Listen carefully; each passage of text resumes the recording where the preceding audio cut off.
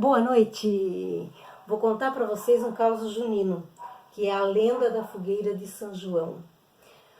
Conta a história que Maria e Isabel, elas eram primas. Isabel estava grávida já no último mês de gestação, com a barriga enorme.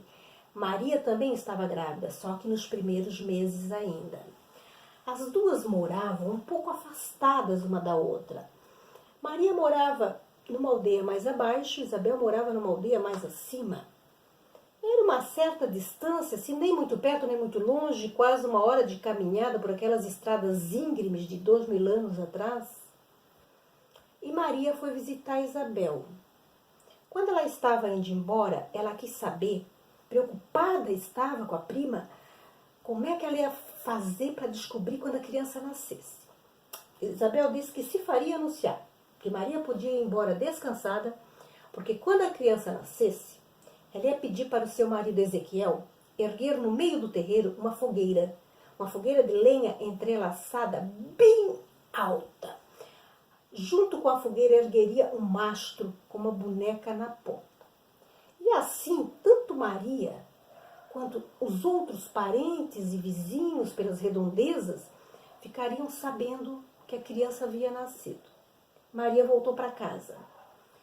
Um dia de tarde, saindo à rua, ela olhou para o alto e deu de cara com aquele fumacê subindo em direção ao céu. Cá na base ainda conseguia ver as chamas vermelhas. E Maria não contou tempo, chamou José e pernas para que te quero. E caminharam até chegar lá, né? Chegando lá, já estava a festa formada.